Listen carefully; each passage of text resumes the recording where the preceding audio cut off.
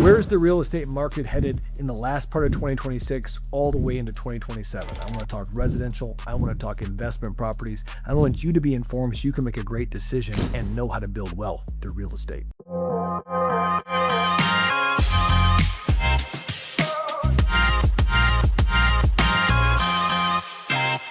Hey guys, my name is Jay Lehman. I am a licensed realtor with eXp right here in Champaign, Illinois, and I help owner-occupant buyers and investors invest in Central Illinois to create wealth and cash flow. I'm an investor myself, and most of my clients that I work with have at least one or more investment properties. And today I want to give you kind of a market update of what we've seen in Champaign-Urbana and Champaign County and some of the surrounding areas recently and what you can expect to see. Now, from an owner-occupied perspective, we've seen a little bit of a flat line in prices in latter 2025 and 2026.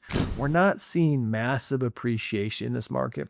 We saw 5 to 7% appreciation in 2020, 2021, 2022. It started to curtail off a bit since then and has really flattened out in 2025 and 2026. Some of that is because finally our supply is starting to catch up a little bit more. It's certainly not where it needs to be as far as inventory of homes, but also interest rates have stayed elevated between 6 and 6.5 at this current recording. And that makes it more difficult for those first-time buyers especially to get into those properties. And second and third-time buyers that are trying to get up into that $500,000 to $600,000 echelon have also been stymied and slowed. Do I think that will change?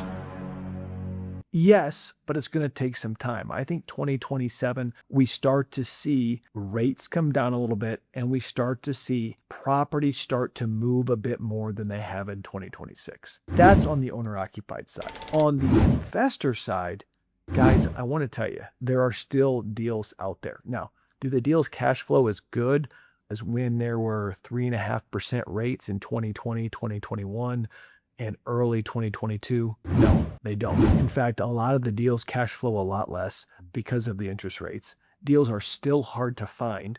And if you look at some of the expenses since then, whether it be property taxes or insurance, we've had them go up as well. But here's the good news. According to a Central Illinois housing study done right here in Champaign County, the historic vacancy over the last 2 or 3 years, as reported by landlords themselves, is under 1% in off-campus housing. That means that we have a huge rental housing shortage, and that in order to keep up with the demand of population and renters that are renting off campus, we have to actually build about 700 units a year over the next 10 years, so that by 2035, we would have about 7,000 extra rental units.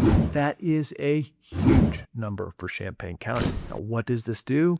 It simply puts more pressure on rents. So rents growth has kept up a lot of times with some of the expenses, sometimes going up as much as 5 to 7% a year.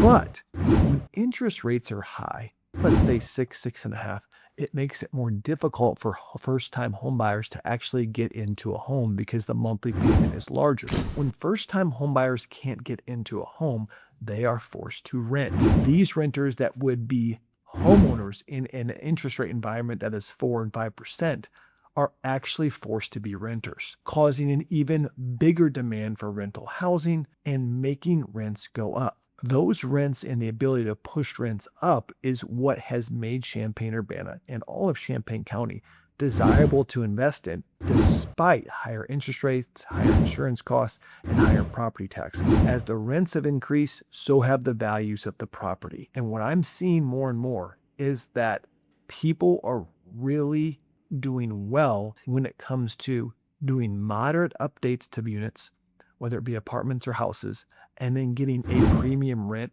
for a tenant that'll stay in there 2, 3, or 4 years. Because when you renew that tenant, you usually don't jack it up to market rate. You jack it up just below market so that they stay and they have a fair, good rent based on the market, and they have a relatively fixed up house. But you tell me what you're seeing in the market. That's what I see from an investment perspective. I see that from the owner-occupant perspective as well. But you tell me in the comments below, what do you see as far as the housing market for 2026 and 2027? I see decreased interest rates, increased rent growth, and a huge demand for rental housing. So if you want to get in the game, let me know and let's go.